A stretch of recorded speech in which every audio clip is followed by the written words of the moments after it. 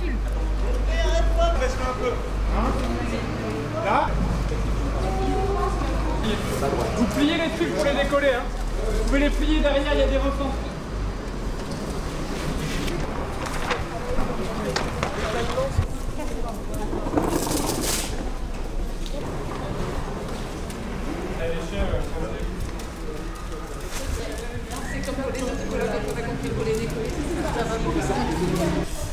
Aïe, aïe, aïe, il y a un décalage. Attends, on va faire comme ça.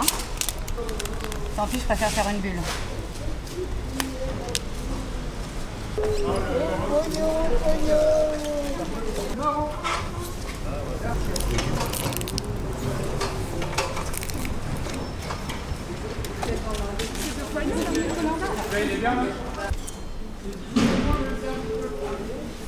Un peu à droite ou un peu à droite?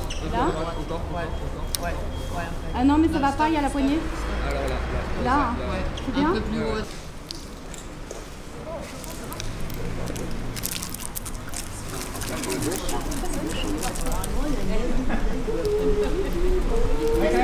Apple paye des impôts! Apple paye des impôts!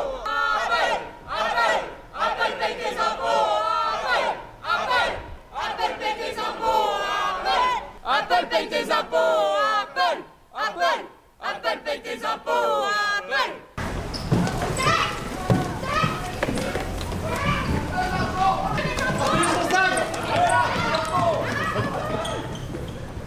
Là, il s'agissait de réagir un petit peu à chaud aux annonces des Paradise Papers qui, pour nous, viennent confirmer l'intuition qu'on avait par le travail qu'on a fait sur Apple, qui est que malgré les enquêtes et les amendes qui ont été infligées à Apple, elle continue de faire de l'évasion fiscale et elle a juste déplacé sa domiciliation fiscale d'une domiciliation fiscale inexistante carrément à une domiciliation à Jersey où elle ne paye pas plus d'impôts qu'avant.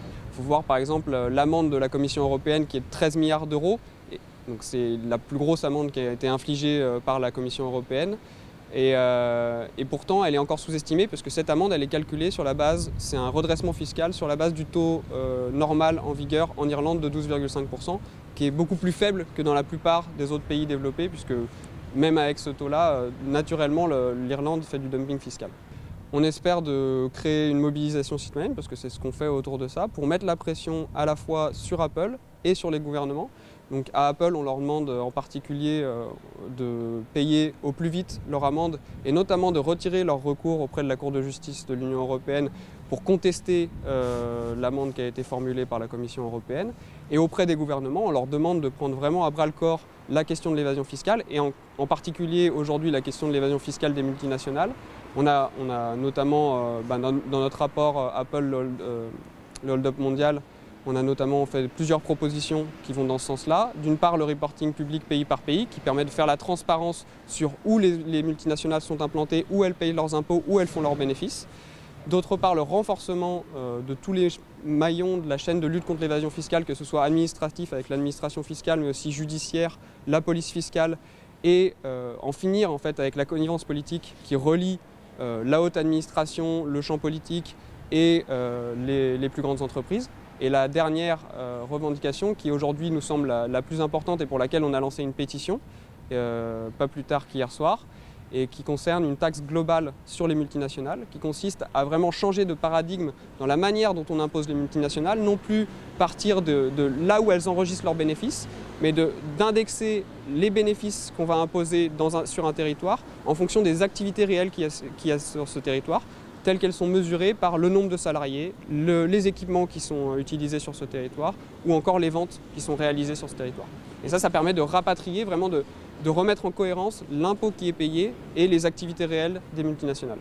Concrètement, ce qui s'est passé, comme on le voit après les Panama Papers, il y a eu des procédures, il y a eu des enquêtes qui ont été menées à partir des informations qui avaient été révélées.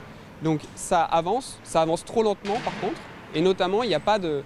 En fait, on fait au coup par coup, c'est-à-dire que on bouche une faille fiscale et à chaque fois qu'on en bouche une, les multinationales et les plus riches en trouvent 10 autres à exploiter et continuent. Donc c'est pour ça que nous, en particulier sur l'évasion fiscale des multinationales, on appelle vraiment à un changement de paradigme dans la manière dont on les impose et on pense que cette taxe globale sur les multinationales, elle est beaucoup plus à même de vraiment mettre, en tout cas neutraliser durablement l'évasion fiscale des multinationales.